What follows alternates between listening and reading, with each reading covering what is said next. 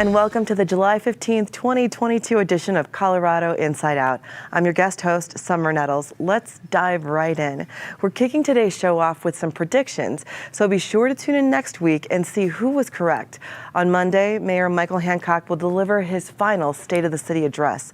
Panelists, let's get your predictions on the highlights and anything else you might like to note. We're going to kick it off with Patty Calhoun, the co-founder of Westward. Patty, what are your thoughts on Hancock? Well, the state of the city right now seems pretty flat. If you are out around town, it's actually more lively than a lot of people talk about, but when you hear the radio hosts talking about Denver and decay, you would almost think we were living in this apocalyptic time when in fact restaurants are packed, concerts are packed, streets are packed, but we also have issues like the homeless. So I think what we will find out on Monday, homelessness in the city's fight to provide housing and to get people off the streets and get them the help they need, I think that will be a much bigger emphasis, for example, than policing was last year. I think we will be hearing something about how the city looks for the future, because we're going to have our new design. There's a new position, and she is coming in August 1st to take over the first dedicated designer in the city. So urban planning is going to be important, because if you look out there, if you haven't been downtown in 2.5 years since the pandemic started, you'll be shocked by the number of concrete canyons we have. So I think we're going to be talking about the future of the city, how it's going to look, and how people are going to be treated. I have a prediction that you won't be here much longer because you're going to school at University of Richmond. Kalina Kulig, our resident SMART expert, what do you think his predictions are going to be? The state of the city might look flat right now, but I think that the speech itself is going to be very rosy. I think that he's going to use it as an opportunity to play up all of the successes that he's had throughout his terms as mayor and to really highlight those. Hancock is on his way out. He has just over a year left in office. So I would also expect him to lay out some agenda items, kind of tell us what this next year is going to look like. But since he is on his way out, there's not a whole lot that it can do for his own political career. So I think he's going to try to use it ultimately to help his party, because that's really where he can make some progress still. And Krista Kafer from the Denver Post, what are your thoughts? You know what, we're number one in so many ways, right? Number one in car theft. I think we're number one in air pollution. Well, I mean, there's competition, right? New Delhi. But we're number one in, I think, expense of realty, high rents, high cost of living. And number one, probably in encampments of vagrants around the city. So there's a lot of material to work with for this State of the City address. None of it really that good, though. Yeah, all good points. Eric Sonderman of Colorado Politics and the Gazette. Yeah, I think Krista's hit certainly the low points. I don't think we're number one on housing costs. I think some West Coast cities still beat us, but I think we're the most expensive city in terms of housing these days, short of the West Coast. I have my own testimony to the car theft piece, having been a victim of that within the past several months. So the statistics Krista cites are troublesome. Kalina's right. Mayor Hancock, this will be his swan song. He will try to put the rosiest picture on his 11 years, soon to be 12 years in office. I think Denver is a tired place right now. I think there's a sense that the administration itself is somewhat tired. I've long said that third terms are deadly, and that's not particularly a commentary on Michael Hancock. Could be a governor, could be other mayors, but you know, if you can't do it in 8 years as a chief executive, third terms are deadly, and Denver ought to take care of that at some point before long to preclude that going forward. Denver is ready to be inspired, ready to be energized, ready to see who the next person to occupy that office is going to be. That campaign's not going to really kick off until after the November election, although it's starting to form. But Denver is ready for that discussion and that debate as to what's next, where for Michael Hancock, this will be mostly a look backward. Right on. All good points. Let's move right along from Michael Hancock's last year's speech, where he covered policing at no end and gave so many accolades to the SMART program, to Michael Bennett's recent bill. So in topic number 2, Senator Michael Bennett is introducing a bill to help expand community policing programs. The bill is called SMART, Supporting Mental Assistance Programs, and would provide funding collaborations between health professionals and law enforcement, case managers, and outreach teams. Kalina, having the background with SMART that you do, what are your thoughts on the federal funding and how badly is it needed? I think that it's very necessary. It's been my pleasure to work on Denver's STAR program, and I've also gotten to see the success of Aurora's AMRT program. And so I was really happy to see that we could get some assistance at the state level to support initiatives like these across communities. I think that broadly they're a really, really good idea because they allow response to be more adaptable. They can really meet people and meet communities where they are. And so they're very good for the community. They're also good for law enforcement, though, because they free up resources to work on problems where law enforcement is the most necessary and ensure that people in a mental health crisis get the response that they need and that police officers aren't necessarily the right tool for that response. And so this bill, the SMART bill, would hopefully bring in the state to work with these programs at the city level and ideally develop some new ones that can adapt to other communities across Colorado. Those are all interesting points. Krista, when you think about like the word on the street and the way real people are interpreting the SMART program, do you think that Bennett's intentions are translating? You know, I can't speak to the word on the street because I don't get out much. But anyway, I would say this, though, the word is from Stanford University, is that this is a successful pilot. It was studied, and they're saying this is something that is replicatable. It's a great program. So the fact that there's going to be some additional funding, I think is a great thing.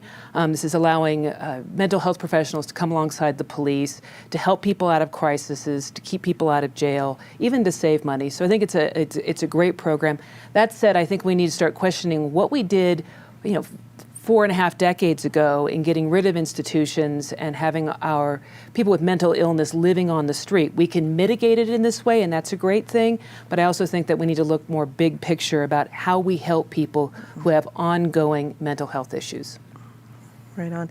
I think, Eric, some folks are having a difficult time navigating the separation of church and state when it comes to federal funding, where Michael Bennett is arguing for more federal funding to come into this program, and local funding, because they're like, aren't local police an institution unto themselves?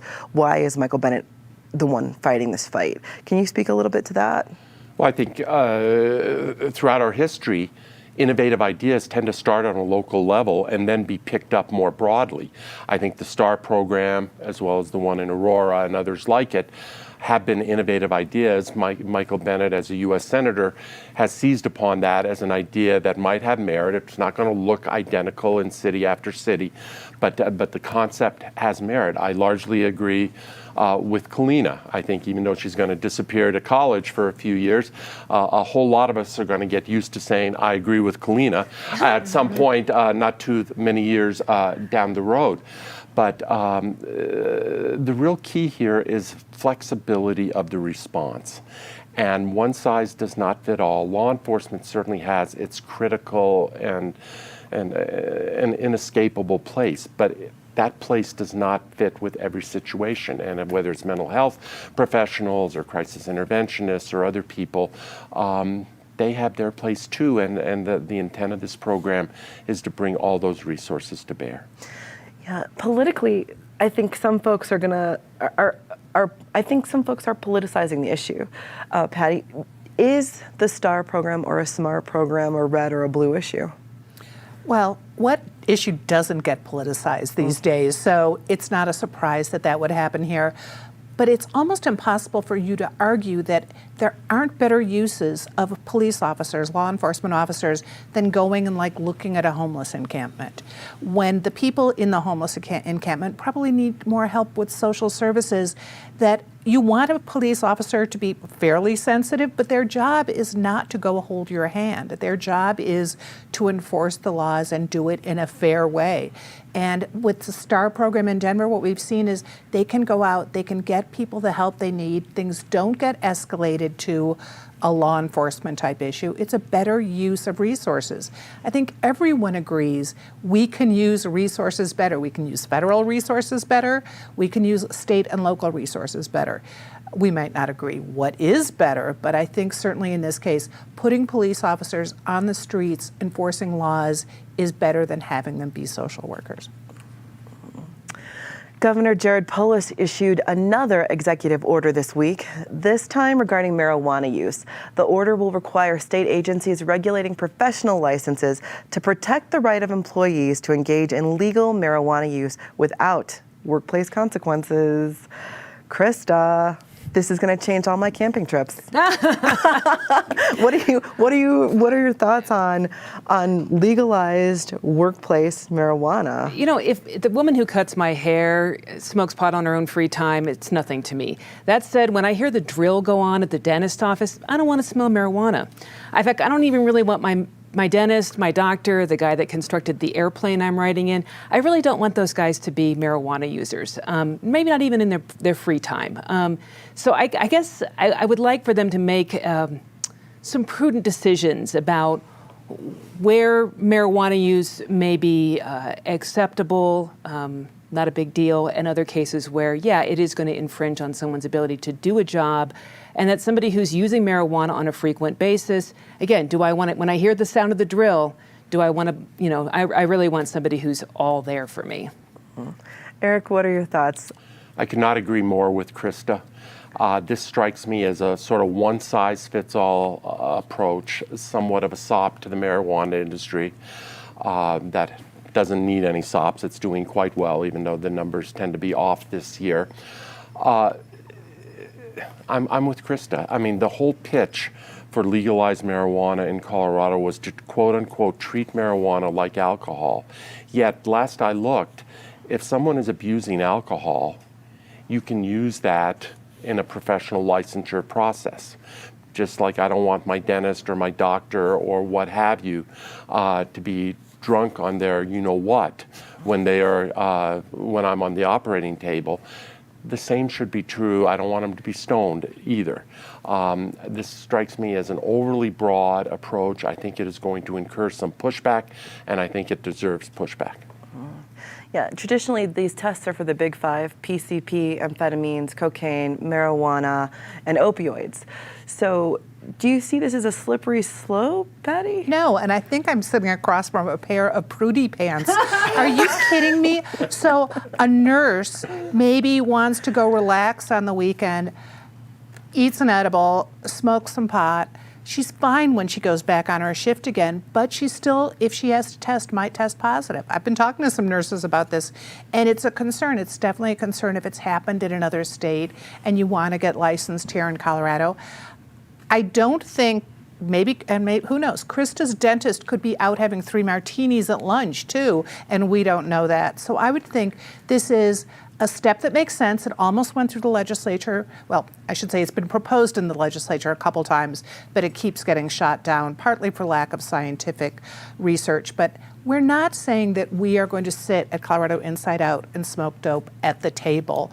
What we're saying is that if someone has to be licensed, they might be able to do it in their free time and come to work completely straight. Absolutely. I think there is definitely a divergence of opinions here. Kalina, your thoughts? I think it's important to clarify that we're looking at off-the-job use here. And so something that happens on the job might fall into a different category. I also am not sure how much this will actually change the landscape, because we're seeing companies struggle so much for workers that I don't know if this is something that they can afford to care about right now. And finally, I think it's also important to emphasize, I agree with Eric somewhat, that it seems like a one-size-fits-all solution.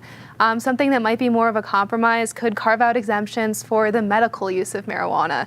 Seeing that how if somebody's using it for anxiety or back pain, that could be very different than recreational usage and also very necessary. So I'd like to see perhaps a more specific piece of legislation instead. So some balance between that 70s show and like actually go to work. Topic 4. Last Thursday, an arrest warrant was issued for Mesa County Clerk Tina Peters, who was previously charged for tampering with voting equipment. Peters' previous bond was revoked after it was revealed she had traveled to Las Vegas for a conference after being court-ordered not to do so. Eric, Tina. The gift that keeps on giving around this table. At some point, it goes beyond weird, and it's just plain stupid. I mean, if you're ordered not to travel outside the state, and then you go to some notary public in Clark County, Las Vegas, Nevada, to notarize a form that you're sending in to Jenna Griswold, the Colorado Secretary of State, to demand a recount of a race that, last I looked, she lost by 88,000 votes out of a little over 500,000 votes cast. She wasn't within several time zones of winning that race. The great thing about election denial these days is that you never have to give a concession speech. You never have to acknowledge, the old Sally Field line of, they like me, they like me. Well, in this case, maybe they don't like me, but you never have to acknowledge that because it's always fake news. It's always a stacked deck. We're so worried, and particularly the Ron Hankses and Tina Peters, they're so worried about the culture these days of self-esteem that maybe is a little excessive the way kids are raised these days. Well, they're the biggest proponents of protecting their own self-esteem by refusing to acknowledge that they lost elections and lost them badly. Patty, what advice would you give to Tina Peters if she was sitting here? Oh, stay around and let us beat you up some more, Tina. It can't get weirder. I mean, the fact that she goes out of state, which she knew she was not supposed to, presumably, because she'd been told she shouldn't do it before, when she fled on Mike Lindell's plane. She mails from Nevada, so you can't miss it, to the Secretary of State's office that demanding a new count when maybe the Secretary of State has a reason to notice that it's coming from Nevada, because certainly everyone knows that Tina's been indicted for 10 violations, federal and felonies and misdemeanors, that she's not supposed to leave the state. She mails from Nevada. And it's Harvey Steinberg as her lawyer, which you also have to love because I guess he's run out of Broncos he needs to defend right now. And that then Ron Hanks sends the same thing, although presumably Ron Hanks mailed from Colorado, but we don't know. Basically the same argument for why there should be a recount, none of which really has any evidence of any problem except they lost fair and square. So, and that Tina did this, that she's now is probably going to be, I don't know if she'll wind up in jail or have a much heftier bond. She is certainly going to get a spanking from the DA and the judge in Mesa County. And where there are now 3 people who've been indicted in that weird episode in the clerk's office. So we will continue to have her around this table, whether she's actually physically here or just the butt of our jokes. Kalina, as a young person looking at this, who intends to study politics, what is the message do you think that this conduct is sending to your generation? I think it's definitely sending a bad message, but there is a light at the end of the tunnel, which is that she lost the election fair and square, and seemingly in a landslide, only getting around a quarter of the vote.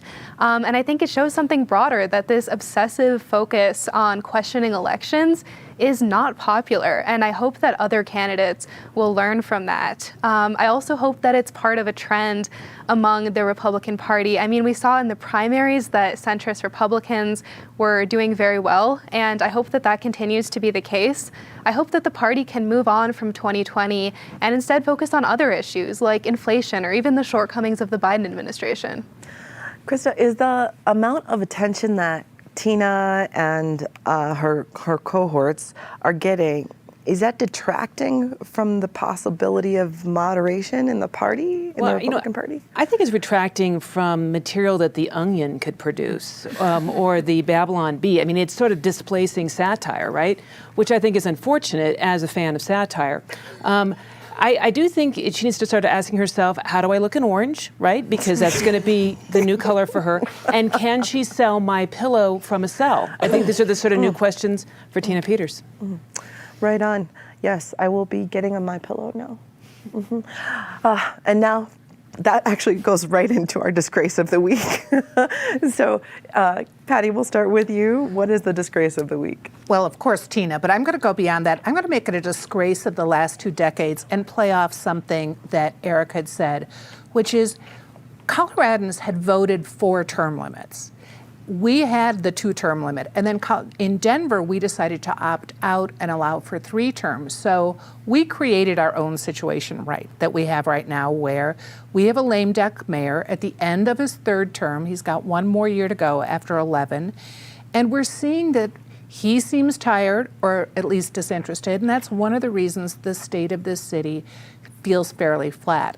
I think, and we're campaigning, we have a secret campaign going at my office, we think Denver can get its mojo back, and we're going to push. We've got a lot of ideas for where we should be, but where has the leadership been over the last 2 years during the pandemic to really show that Denver is coming back? So term limits, that's a good way to help get our mojo back. Denver needs to undo what it did and go back to what the rest of the state is operating under. Kalina, disgrace? My disgrace of the week is going to be school closures within DPS and the impacts of that. Unfortunately, due to a declining birth rate along with several other factors, we're going to see several schools close. And they're also taking bilingual education programs with them in districts where many children speak Spanish, and the bilingual programs are so necessary. And so I hope that even if we do see some schools close, which at this point seems inevitable, that these programs to support Spanish-speaking and bilingual students are going to stay intact. Krista, your disgrace. I'm going to give it to Governor Jared Polis. So he puts out this ad on Twitter trying to ingrate himself with the cattlemen of Colorado, which is going to be a little difficult considering his anti-beef stance of a year ago. So he sends out a picture. It's got a cow with a cowbell. Well, the last time I saw a cow with a cowbell was in rural Portugal. It's kind of a Europe thing, a kitschy rural Europe thing. You probably will not find a single cow or steer with a cowbell here in Colorado. So I'm thinking maybe the Jared Polis campaign needs a little less cowbell than more. Eric, your disgrace? Well, first of all, I have to appreciate Patty mentioning the term limit thing. It seems Prudy Pants can even have a good idea now and then. But speaking of Denver, where Patty was and where we were all earlier, the whole rollout of the e-bike rebate program, they've been rolling out available credits every 4 or 5 weeks or so. This rollout brought to mind when the Rockies went to the World Series and the computers were completely overrun. They were not ready. The office that runs this in City Hall was completely unprepared for prime time. If they want to limit the rebates to those who are income qualified, that's fine, and that's a rational public policy position to take. But then take it up front. And don't take it on the back end, and mainly have enough computer capacity that people can log on and can get verification codes and can navigate the process. Absolutely. Patty, your say something nice? I'm going to fit 2 something nices here. First of all, to all the people who've watched this show for so long, it's really great. And one of our fans, Rick Reynolds, his wife just had, Kathy Reynolds, the first female city council person in Denver, just had the chambers named after her. So Rick, congratulations, much deserved for Kathy. And another great honor, tomorrow night, Dominic Dezzutti, who filled that chair so ably for so long, is going to be inducted in the Silver Circle of the Regional, the Heartland Emmys, and great for him. Right on. And who would you, or what would you like to say something nice about, Kalina? The thing I'd like to highlight this week is going to be Denver and Aurora's effort to revitalize their city trails. Although it's been pretty hot recently, I think it's still important to get outside. And through this process, they've been able to emphasize accessibility, which is also a really great thing going forward. And so I'd love to see us being able to take advantage of this green space and really put the city efforts into keeping it green and keeping it nice for everyone. Absolutely. So less cowbell, more what? How about more school choice, right? So I'm going to give it to Arizona because they just expanded their school choice program. Basically, anyone in the state can choose either a public or a private school. You get a little bit less if you choose a private school in terms of per pupil, but it's still a great plan. Over half of the states have some kind of a school choice program, be it a voucher or tax credit. Colorado's one of, I think, 20 that has nothing in that regard. And so I love the fact that after the last Supreme Court case, we know that private school choice programs such as vouchers are completely legal, constitutional, and that there are no more barriers to passing them. So I'd like to see the legislature get busy. Eric, you say something nice? Good luck with that, Chris, with this Thanks. particular legislature. We have a little bit of time here. Let me quickly take a number. I'm going to echo Patty here. Rick Reynolds and the late Kathy Reynolds, so well deserved. Dominic Guzzuti, who occupied the host chair for so long, also so well deserved. Brad Bauman ran the Bauman Group, a PR firm here in town, but Brad was much more than a PR guy. He was very open about some of his struggles over the years. He left us about a month ago and is missed, and may he rest in peace. And lastly, since we talked about auto theft here, a shout out to City Councilman Dustin Zabonik in the city of Aurora, who is wanting to crack down and get serious about how we treat those. And I'm not talking about one-off auto thefts. I'm talking about people who make a career of it. And good for Councilman Zabonik for wanting to get serious about this plague. Absolutely. Well, that's all we have time for tonight. Watch this in previous episodes at pbs12.org, the PBS 12 YouTube channel, and we also invite you to look forward to seeing your new permanent host in September. In the meantime, send your insights to CIO@pbs12.org. I'm